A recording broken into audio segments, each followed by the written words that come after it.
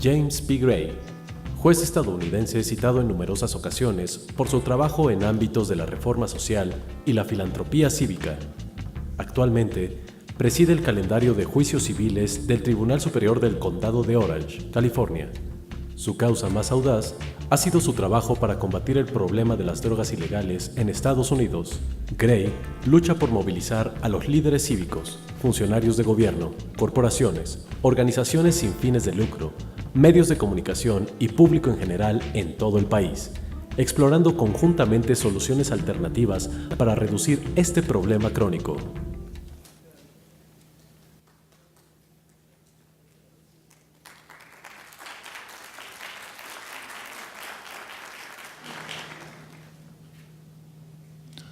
I am going to begin our day by telling you the brutal truth, which is the policy of drug prohibition is the biggest failed policy in the history of the United States of America, second only to slavery. And sometimes I'm not even sure that it's second. We could go through the rest of today, and you could name any area in our lives that you care about, and I will show you how our policy of drug prohibition has made it worse. Environment, health, crime, children, mental health, anything you can think of is being made worse by our policy of drug prohibition. You have to understand, in any policy you use, there are always some winners and some losers, right? Some people come out ahead, some people come out behind. That's true in healthcare, that's true in education, and I assure you it is true with regard to drug prohibition. So let me ask you a question. Who do you think is winning today with regard to this policy of drug prohibition? I have 6 groups. See if you agree with me. The first group is, obviously, big-time drug dealers. Your drug cartels are a prime example. They are making tens of millions, hundreds of millions of dollars every year, and they're laughing at us. No one in law enforcement in my country or yours will say that we seize more than 10% of the illegal drugs in our society. And the more truthful people will tell you the truth, which is it's about 5%. So that means that every time we seize yet another ton of cocaine, that is not a victory.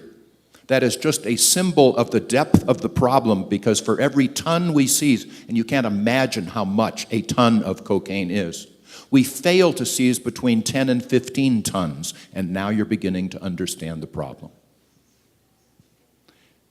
If you are a grocer, you have a market. If you only lost 5 or 10% of your fruits and vegetables to spoilage, that would be a cost of doing business, and you'd be very pleased. They're only losing about 5 to 10% of these illegal drugs. They are winning.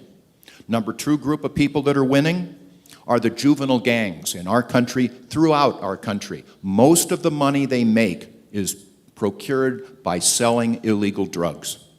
They are winning. In fact, they're using it as a recruiting tool to bring in more children to this lifestyle of drug usage and drug selling.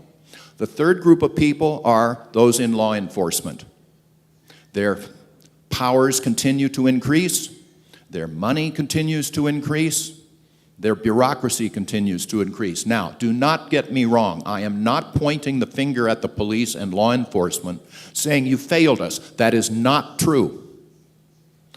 They have a dangerous job. They're doing it far better now than they ever have before. We're getting more arrests, longer prison sentences, bigger seizures of drugs. They're doing their job better than ever before, but even so, we're still not ahead. The fourth group of people are the politicians, the ones that get elected and re-elected by talking tough with regard to drugs. Not smart, just tough. Why? Because they continue to get elected, and they will continue to do that until we, as the voters, tell them we want someone who will talk smart on crime and not tough on crime. But in the meantime, they continue to win. The fifth group of people are those in the private sector. private businesses that make money because of increased crime. Who would that be? People that build prisons, lots of money in that. People that staff prisons. You may not know this, but the strongest political lobby groups in California, where I'm from, are the prison guards union, people that staff the prisons. They are winning. People that sell burglar alarm equipment, security services, they are winning. And the sixth group of people, this is a little harder. It is the terrorists of the world. The people who are out there trying to do bad things to good people. We will always have radical people in this world trying to do bad things to good people, but they will be far less dangerous if they are not funded, if we take away their money. Who's losing? Everybody else, particularly our children. And this is something that I wish everyone would focus on, because people in my country mostly realize what we're doing isn't working, but they will continue with this policy, quote, for all of its defects, unquote, for one reason and one word, and the word is for our children. The problem is, and I've seen this as a judge, every day we are putting our children in harm's way because of drug prohibition. Why? Two real reasons. Number one, don't listen to me. Ask any teenager you can find. What is easier for you to get, alcohol or marijuana? And they will tell you it's easier to get marijuana. Why? Because the alcohol is regulated and controlled by the government, and the illegal marijuana is controlled by illegal marijuana dealers, and they don't ask for ID. They don't ask for identification. Number two, if I am an adult drug dealer, $50 in cash is nothing to me. But for a 15, 16-year-old kid, that's a lot of money. So I can recruit all of the young people I want for small amounts of money. They're a cheap source of labor, and I'll use them as lookouts, I'll use them as couriers, or what we call gophers, just whatever needs to be done. And then as soon as their reliability is established, I will trust them to go out and sell small amounts of drugs in the communities. Why would I do that? Easy. More money for the kid and more money for me, right? Ask yourself this question. If you have a 14, 15, 16-year-old boy or girl selling drugs in his or her community, who are they going to sell to? People like us? Never. They will sell to their 14, 15, 16-year-old peers, thus recruiting more children to this very lifestyle of drug usage and drug selling that at least we say we want to keep away from them, and it is caused by drug prohibition. I was in juvenile court in California for several years, and you would see this daily. You do not see people selling Jim Beam bourbon to each other in their high school campuses, do you? But they're selling ecstasy or marijuana or whatever all the time. Let me ask you some questions. I ask this wherever I go. Forget my opinions, my experience, whatever insights I might have, use yours. How many of you right now feel that you in Mexico or we in the United States are in better shape today than you were 5 years ago with regard to the critical issue of drug abuse and all of the crime and misery that goes with it? I don't see any hands, and that is completely consistent with every group that I speak with. And it doesn't matter the group. It could be a religious group, political group, Chamber of Commerce. We all realize what we're doing isn't working. What is the first realization after we come to that conclusion? Pretty easy. We have no legitimate expectation of being in better shape next year than we're in today, unless we change our approach. Fair enough? So then what should we do? It seems to me that we should take off our blinders and look and see what we have done throughout the world that has worked and not worked, and hopefully start choosing programs that work. How radical an idea could that be? Not just in our country in the United States, not just in Mexico, but let's see what's happened in other countries like Holland, like Switzerland, like Portugal, and see what's working. Let me ask you another question.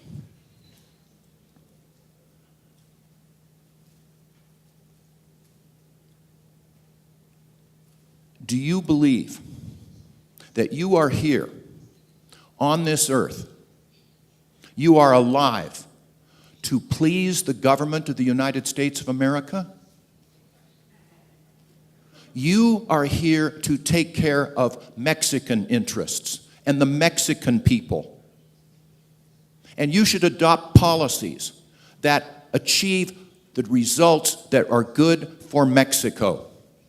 And you do not need me or any of us to tell you that the violence, that the killing, that the corruption is not caused by drugs. It has nothing to do with drugs. It has everything to do with drug money. And it's our drug money that is killing your people. I apologize to you on behalf of the country I love.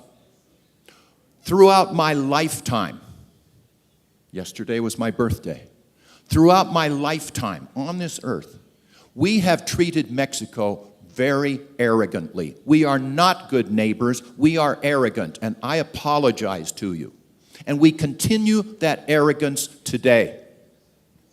We all know the bribery and corruption caused by drug money at every level. Imagine how much corruption $1 million in cash can bring, and you begin to understand the problem. But you are also not only having your society corrupted by drug money, you are being bribed by the government of the United States of America. We are paying you money to fight our war on drugs. We are having arrogantly comments to you saying you should do more to help and solve our drug problem. And the answer is no. You should do what is good for Mexico. And if you were to regulate and control this entire drug market, yesterday, for those of you that were here, you heard some economists talking about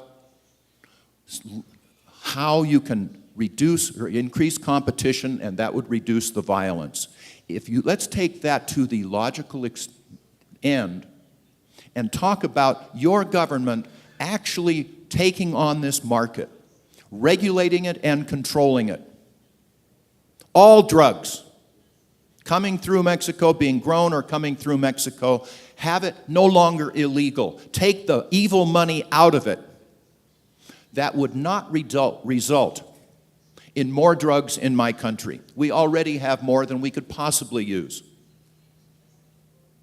We couldn't use more drugs under any circumstances. The head of our DEA, Drug Enforcement Administration, was quoted several years ago as saying that at any one time, it's our understanding that there are 200 tons of cocaine warehoused in Mexico within 3 miles of our border, simply waiting for there to be a scarcity in New York or Boston or Des Moines, and smuggling it across. Actually, I think you would do us a favor if you were to regulate and control these drugs here, because the quality of the drugs then would be better. People do not die from heroin or cocaine. They certainly do not die from marijuana. They die from the unknown strength of the drugs. They die from the unknown purity of the drugs. And if people are using drugs and they could take exactly the same amount today as they took yesterday, but unbeknownst to them, it would be 3 times stronger and they would die.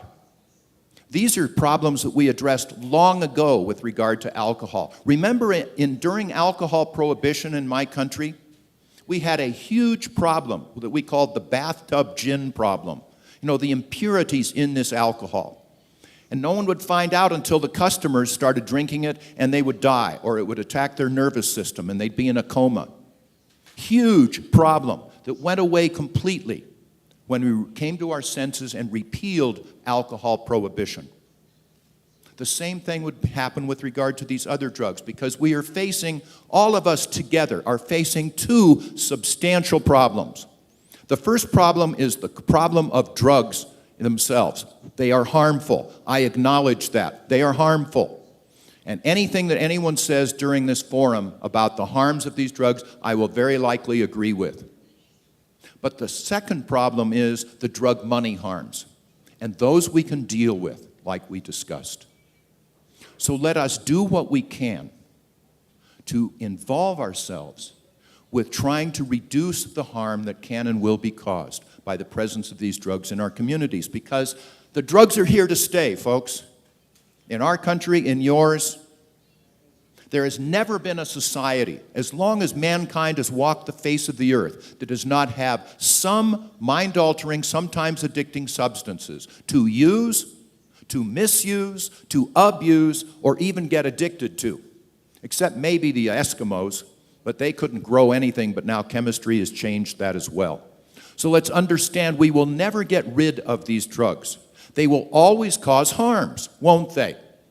The presence of these drugs in our communities will cause harm. So what we want to do is overall to reduce that harm. And it's not only the harm caused by the drugs themselves, and again, I acknowledge that sometimes they can be dangerous, but it's also overall the problems with drug money, mental health. Now, I don't know about you here in Mexico, but in my county, in Orange County, California, the largest mental health facility is what? Is the county jail. People self-medicate. They take these drugs because they have mental problems and they feel better when they take them. And then they end up in jail. Imagine the harm that we are inflicting upon these fragile people because we put them in jail. The United States of America, I know you heard this yesterday and you'll continue to hear it. We have 25% of the world's prisoners, even though we only have 5% of the world's population. The United States of America leads the world in the incarceration of our people. And I assure you here, the term, "we're number one," does not make me proud. And by the way, it does not take a sociologist to go through any jail or prison in our country and see that people of color, blacks, Hispanics, are there in vastly disproportionate numbers. That does not make me proud. That is not what our country should stand for. So all of these things are what we need to contemplate, what we need to discuss, what we need to think about. And just because we discuss these issues does not mean we condone drug abuse. I've never used any form of illicit substance in my life. And you could legalize cocaine, you could give it away for free on a street corner and bless it by every religious leader in town, and I'm still not going to jam cocaine up my nose. I'm not going to do it. I have enough trouble with my cholesterol. I'm careful what I put into my body, and so should you be. But when it comes down to it, you name the problem in our society. And I will suggest to you that there are 4 resolutions, 4 areas that we should use to make the problems less harmful, to make them better. In anything, certainly including drug policy. The first is education. Education works. How many of you know what the biggest problem, health problem is for the user of any form of mind-altering, sometimes addicting substance? And it is cigarettes, cigarrillos. ¿Verdad? 400,000 people in my country alone every year die because they themselves smoke cigarettes. Truly a dangerous occupation, dangerous thing to do. So how many of you believe that we should make cigarettes illegal? Okay, I have a couple of hands. You just want to bring the Mexican drug cartels or Al Capone into the cigarette distribution business, right? Because the cigarettes will still be here. You want to make my mother, who is addicted to cigarettes, a criminal. So that is not the right, but education, if you look in California, we have many, many fewer people smoking cigarettes today than ever before. Why?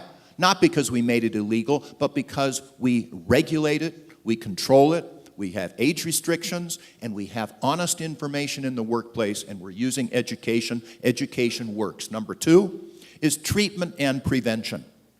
You know, treatment and prevention is good for our automobiles and our airplanes and our body, and it's also good with regard to drug issues. When it comes down to it, it makes as much sense to me to put this gifted actor, you know, Robert Downey Jr.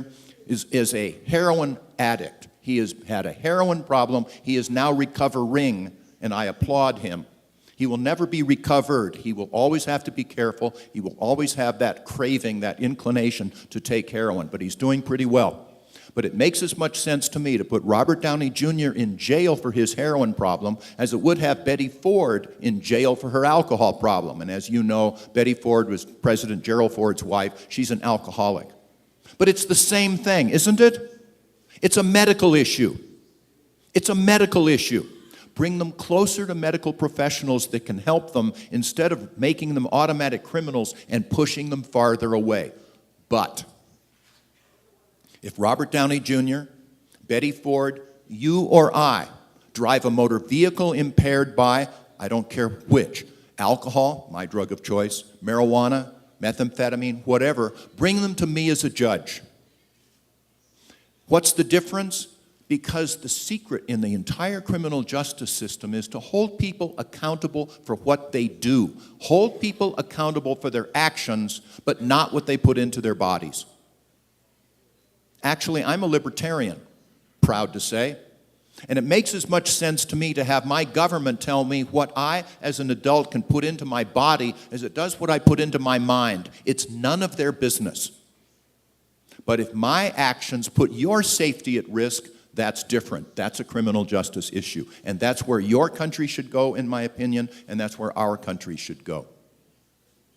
So, what works? Education, treatment, and prevention. The third thing that works is you cannot close your eyes to economics. Economic incentives, the invisible hand, we heard about that yesterday. I've never met an economist that feels that we should continue with this failed war on drugs. They all realize it just doesn't work, and it never will. But today, all of the economic incentives are what? In favor of selling drugs. They're on their head. The economic incentives are backwards. We've already talked about for our children or anyone else, the allure of big drug money corrupts people at all levels of society. We must take the money out of this business. And then the fourth thing that works, individual responsibility, just like we've discussed. So these are things that it doesn't feel good. Hold people accountable for their actions? Oh no, we don't want to do that. It doesn't feel good. Government will take care of you? Yeah, that's what people really like to listen to, but it doesn't work. So let's adopt programs that work. When I read in the paper, see on our televisions, these catastrophes going on down here in Mexico, I want to come and do what I can. I've been a judge for 25 years. I would see, I'm a former, what I call drug warrior. I used to be a federal prosecutor. I held the record in Los Angeles for the largest drug prosecution in the Central District of California back in 1978. 75 kilos of heroin, 165 pounds. That was and is a lot of heroin. Do you have any idea what the record prosecution is today in my Central District of California in federal court? 18 tons of cocaine in one place. You can just see how the problem keeps getting worse.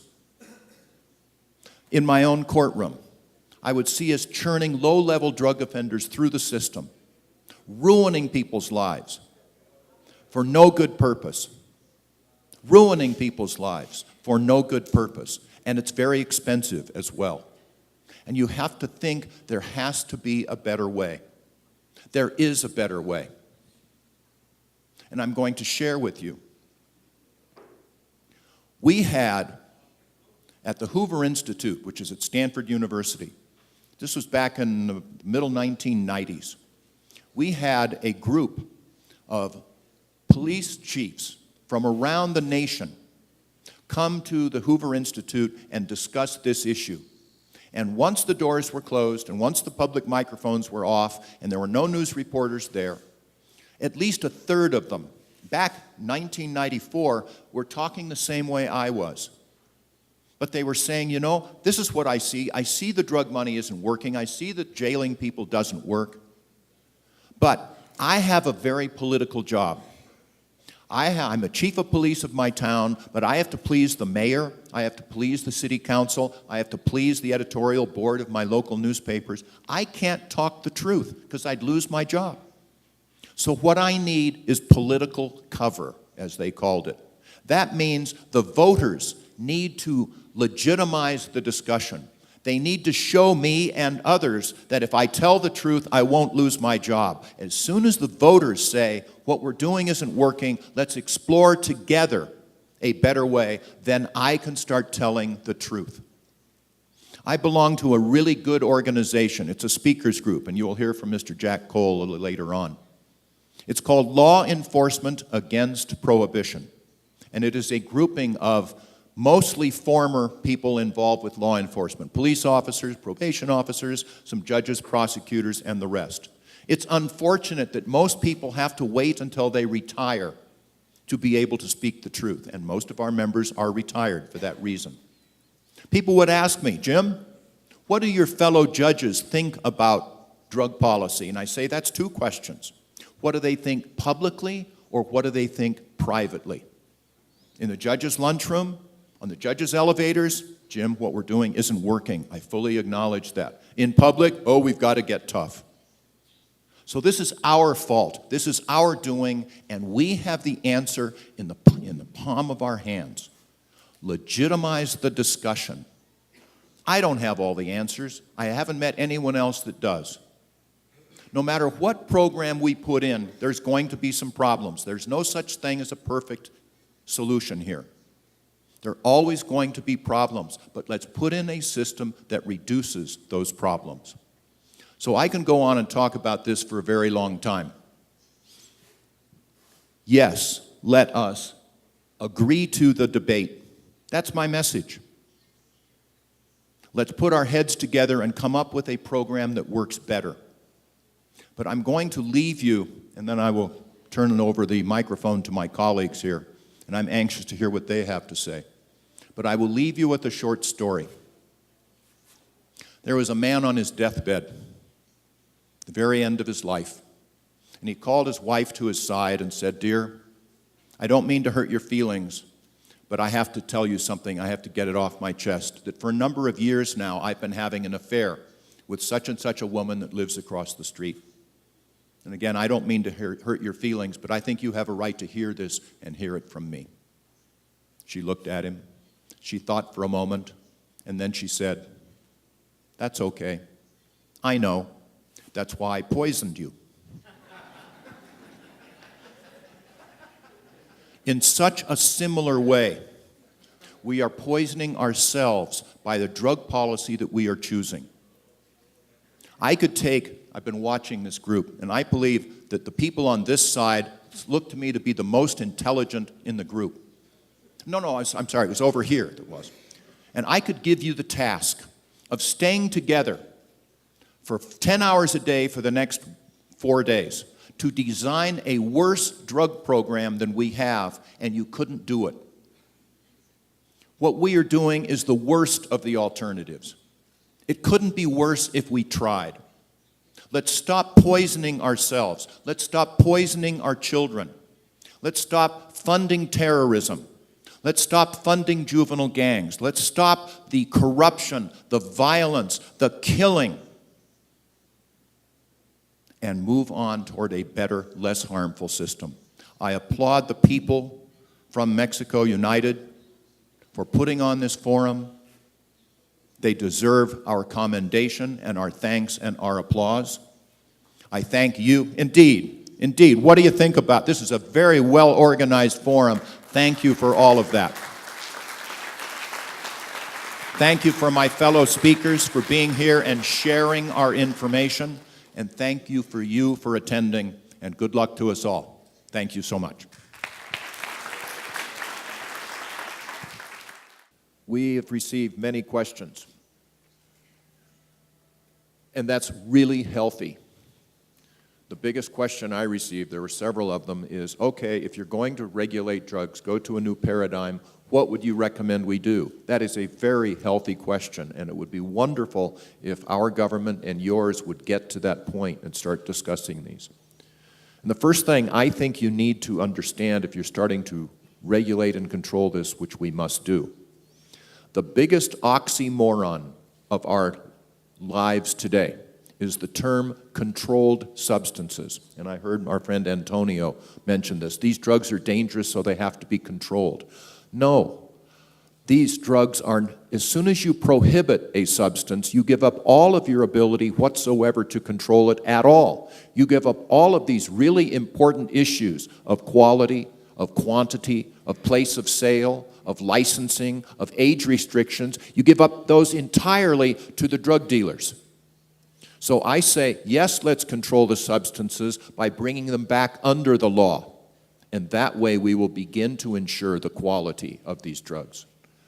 While I was on the bench as a judge in juvenile court, several times I would be sentencing young men for being under the influence of methamphetamines. And they told me, because they have a right to speak at time of sentencing, Your Honor, my drug of choice is marijuana. And for years, I would buy my marijuana from the same supplier. But one day, unbeknownst to me, they sold me some marijuana laced with methamphetamines. I smoked it a few times and got myself hooked. And that was one of the reasons why I came across the border and started talking about this issue. And Antonio, if you're smoking cigarettes, I know you know that that's dangerous, and I know that you're aware of that. But at least when you go to your local 7-Eleven store and buy your pack of Marlboros, you know at least it's not laced with methamphetamines. But it could be if they were illegal. What would we do?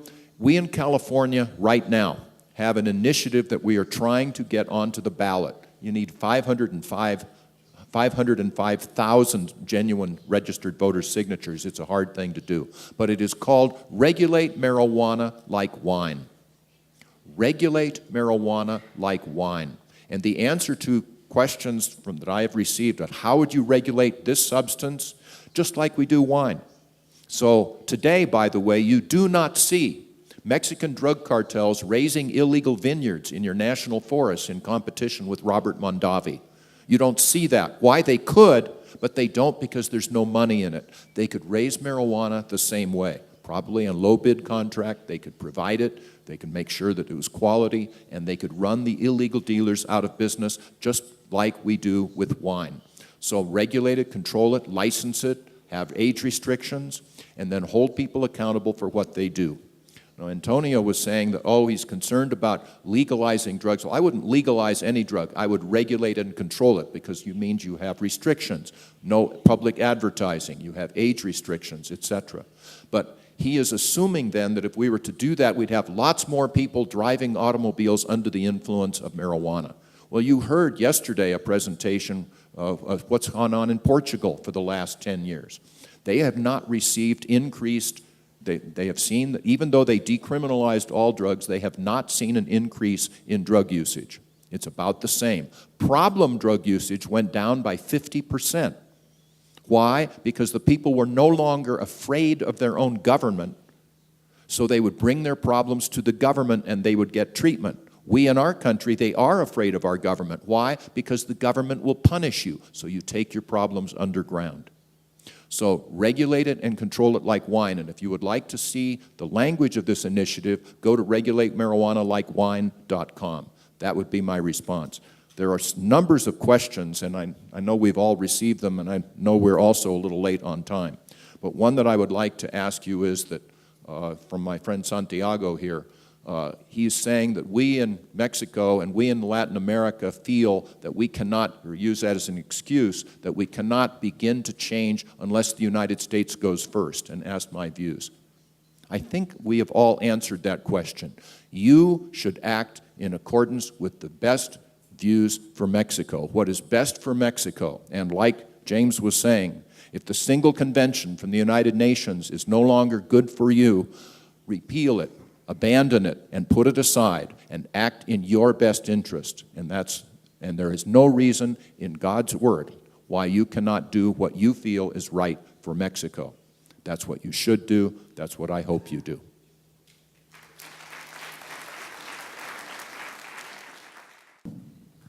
I think we are out of time. I would again like to thank the sponsors of the United Mexico Against Delinquency. I speak for my fellow panelists, Antonio, Sergio, James, and say in the final thought that we are all on the same side of this issue. We all want to reduce drug usage, drug harms, and all the crime and misery that goes with it.